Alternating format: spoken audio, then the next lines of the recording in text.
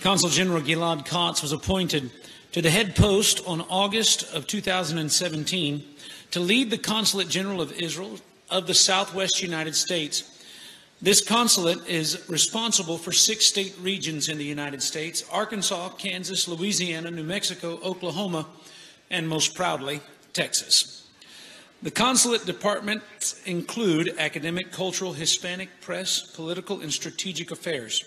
Prior to assuming the post of the Consul General to the Southwest United States, Consul General Katz held several title and advisory positions with Prime Minister Benjamin Netanyahu. During his tenure in the office of the Prime Minister, he held the prestigious titles of the head of Hebrew Correspondence Department of Public Affairs. He holds a master's degree in political science and communications from Bar Ilan University. Consul General Katz is married to his lovely wife, Mirav, and they have 5 children. Would you make welcome at Cornerstone tonight for our night to honor Israel, Consul General Gilad Katz.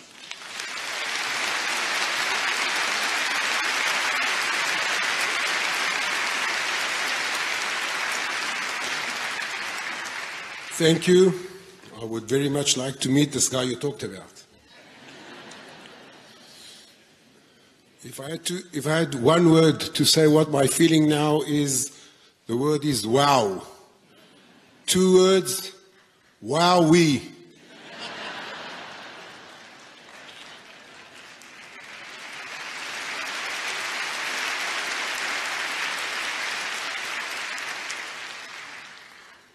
My fellow friends, dear members of the Cornerstone Church, Honorable Pastor John Hagee and Diana Hagee, Lieutenant Colonel Alan West, my friend Rabbi Aryeh Scheinberg, friends of Israel, dear distinguishes. I would like to start by following the Jewish tradition and begin Bichvod Achsanya, praising and honoring the host. Pastor Hagee, Diana, I want to thank you from the bottom of my heart in the name of the State of Israel. Your congregation is no less than aspirational. Pastor Hagee, you have founded an amazing and unique organization, Christian United for Israel, an organization that donates millions of dollars to Israeli institutions such as schools, hospitals, charity funds, and many more.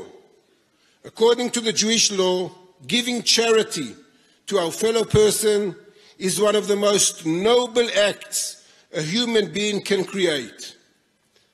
I am not a rabbi, but even so, I feel it's appropriate to exploit this moment and say, bless the work of thy hands and hearts that make this planet a better place for all of us. On a personal note, it is an honor for me to stand here in front of you all as the Consul General of the State of Israel. Thank you. Please.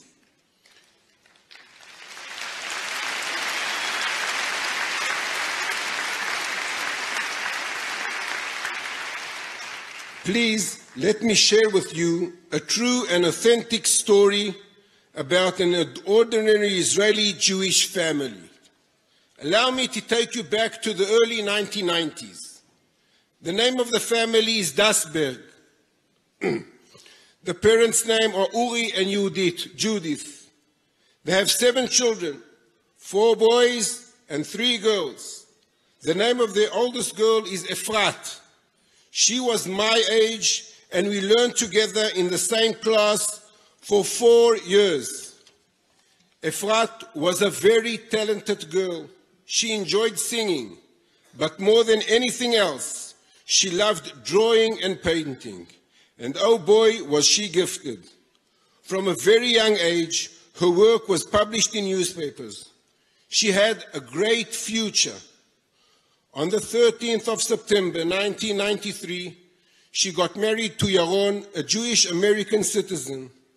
As believers, we know that no motion in our world is carried out just by accident. Therefore, knowing that, and knowing that on that exact day of the wedding, almost at the same time, at a location more than 6,000 miles across the Atlantic Ocean, took place an international event that will have a crucial and devastating influence on both Efrat and Yaron destinies. In the Rose Garden at the White House in Washington, D.C., hundreds of people gathered to take part at the ceremony in honoring the signing of the Oslo Accords. These same accords made it possible for the Palestinian Liberation Organization, known as the PLO, to enter the gates of the land of Israel. Efrat and Yaron, as a newlywed young couple, established their own private family nest in the town of Kiryat Arba, which is adjacent to the cave of the patriarchs in the old, and I must emphasize, Jewish city of Hebron.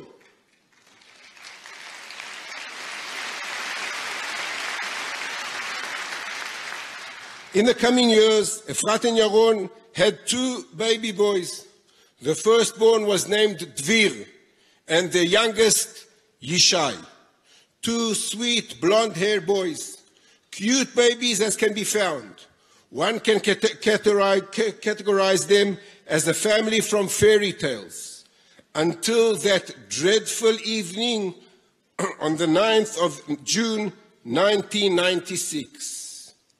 Efrat and Yaron were invited to a wedding. They decided to take the younger baby Yishai with them and leave their older son Dvir with Efrat's parents. They arrived at the wedding and they celebrated and with much joy and happiness. When feeling it's time to head back home, they were farewell from their friends. On their way back home, they took the exact same route they drove when coming to the wedding. That road is a side and isolated road. No street lighting. Very few cars pass through during late night hours. That specific night was pitch dark. Yaron drove carefully between the rocky hills. At one of the slope and sharp curves, Palestinian terrorists awaited quietly for their prey. And all of a sudden, they saw a lonely car approaching slowly towards them. Like animals, they ambushed the car. Ice cold, they squeezed the trigger and shot tens of bullets towards the vehicle. The car was hit. While fleeing from the scene, they saw the car rolling into the ditch. And then came the silence. No movement, no sighs, stillness in the air. Only after long minutes, a passerby accidentally noticed the lights of the car. He stopped to see if all was well, and what he saw was hell. Efrat and Yaron were leaning on each other. Instinctively, he ran back to his car and drove to the nearest village for help. It took only a few minutes until police and medical care arrived at the scene. There was nothing to do. Efrat and Yaron were dead. Only after searching the car, they found a baby child, Yishai. He was sitting quietly in his baby chair. His eyes were wide open. He was alive. No bruise, not even a scratch. After the heartbreaking funeral, Efrat and Yaron's parents had to take life-changing decisions. The most important one referred to the cruel question, who should take custody over their 2 grandchildren and raise them like their own children. The decision was made.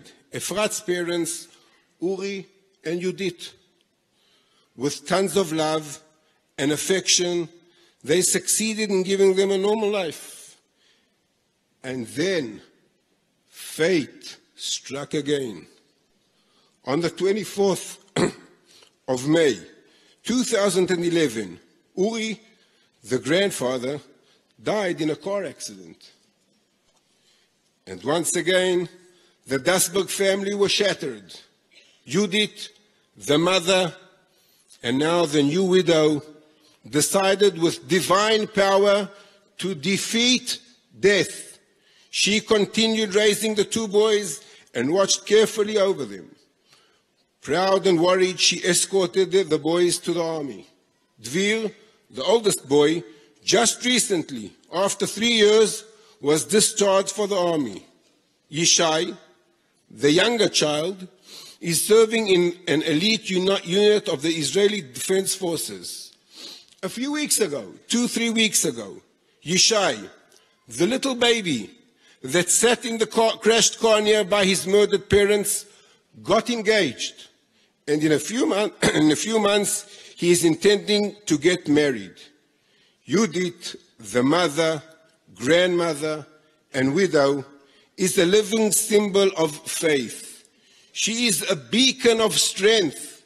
She believes in the sanctity of life. She, just like each and every one of you, believes in the holiness of the family. She and you share the same values. She is Israeli and you are Americans. Both of you stand shoulder to shoulder in making our planet a better place.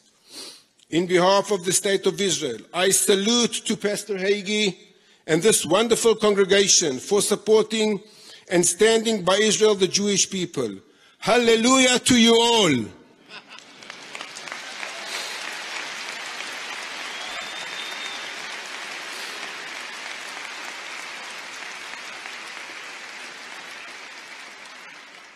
Amen to the eternity of our two great nations. God bless America. God bless the State of Israel. Thank you very much.